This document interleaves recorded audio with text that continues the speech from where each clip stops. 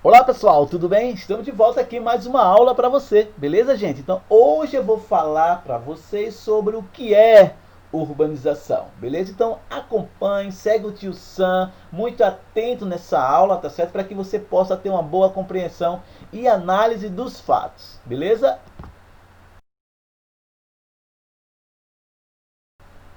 Tio Sam, o que é urbanização?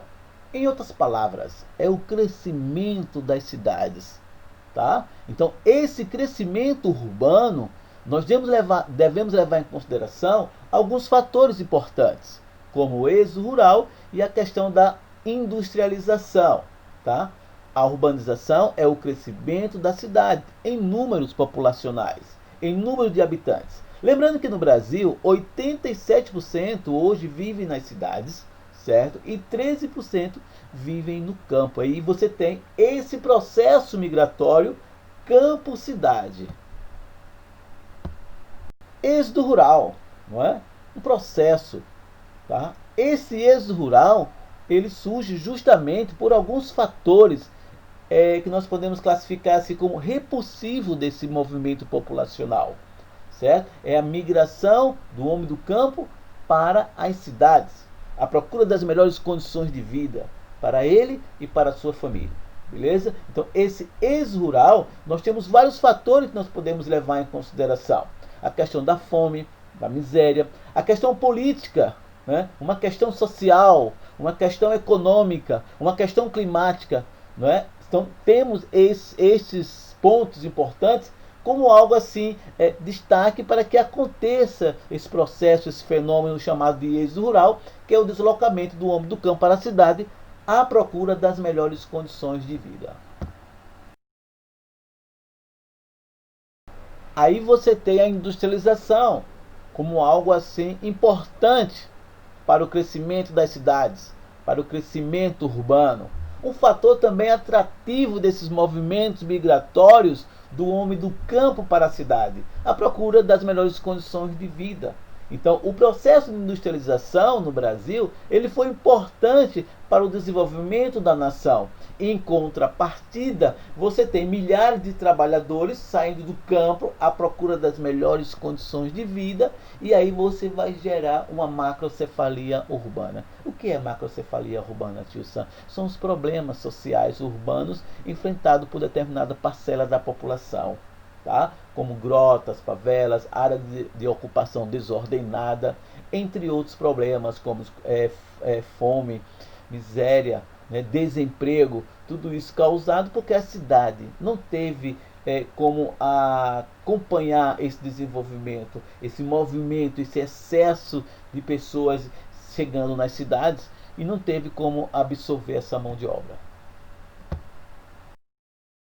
Pois bem, a população urbana aumenta devido à transferência da população rural para as cidades. Então você tem aí os atrativos e os repulsivos, tá? Os atrativos na cidade são as melhores condições de vida, tá? Que ela apresenta em relação ao campo, as melhores condições de saúde com relação ao campo, né? Perspectiva de educação, certo? Esperança de emprego. Essa é uma das características que são atrativos das cidades, certo? Com relação aos repulsivos, você tem a mecanização agrícola, tá? O uso de implementos, de máquinas na agropecuária que vai gerar desemprego. Esse desemprego nós chamamos de desemprego estrutural, tá?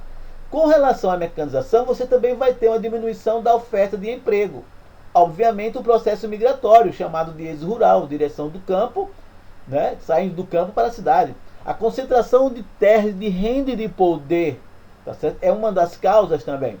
E a falta de incentivos governamentais, não é, para essa população que reside, que mora no campo, não é? Ocorrendo assim o fenômeno chamado êxodo rural. Pois bem, função mais importantes de algumas cidades, tá? Ela pode ser política administrativa, religiosa, turística ou lazer, portuária, industrial ou múltiplas funções. Como o nome já diz, né? pode ocupar várias funções. Ela pode ser industrial, portuária, religiosa, entre outros, tá? Política administrativa, você tem Brasília, Distrito Federal, Pretória na África do Sul, Canberra na Austrália, Ottawa no Canadá. Religiosa, você tem Aparecida no São Paulo, Meca na Arábia Saudita, Jerusalém, Israel, Fátima em Portugal. Turística, você tem Porto de Galinhas, Pernambuco, Cancún no México, Las Vegas nos Estados Unidos e Bariloche na Argentina, tá? Portuária, Paranaguá, no estado do Paraná, Roterdã, Países Baixos, Busan na Coreia do Sul e Hamburgo na Alemanha, tá? Portuária. Industrial, eu tenho Camaçari na Bahia, não é? Na Rússia eu tenho Novosibirsk, Córdoba na Argentina e Düsseldorf, tá? Na Alemanha. Múltiplas funções, São Paulo, por exemplo, é uma delas, Nova York, Estados Unidos, Paris, França e Tóquio, Japão. Beleza, gente? Algumas características importantes, tá, da urbanização nos países desenvolvidos, nas grandes potências, nos países ricos, não é? Então você tem a urbanização, ela é mais antiga, observe, já começou meados do século XVIII, tá? Ela é um processo mais lenta, tá certo? Em relação aos países pobres e países emergentes, ok? Então apresenta melhor estrutura, uma rede urbana mais densa e interligada, tá? Uma coisa bem mais organizada e planejada, ou seja, melhor infraestrutura urbana. Já nos países subdesenvolvidos, você vai ter aí, né, o alto crescimento vegetativo, tá certo? Que é o crescimento desta população em áreas urbanas, a mecanização da lavoura, tá certo? Que essas pessoas começam a migrar do campo para a cidade. Você vai encontrar nos países subdesenvolvidos a pobreza generalizada, a questão da fome, discriminação étnica, certo? Concentração de terra e de renda, de poder. Obviamente você vai ter uma má distribuição de renda e as precárias condições de vida na área rural. E aí favorece esse crescimento vegetativo, que é o crescimento das áreas urbanas, certo? Em contrapartida, você vai ter nos países subdesenvolvidos a questão da submoradia, falta de saneamento básico, transportes coletivos precários, falta de hospitais, falta de escolas e muito lixo, certo?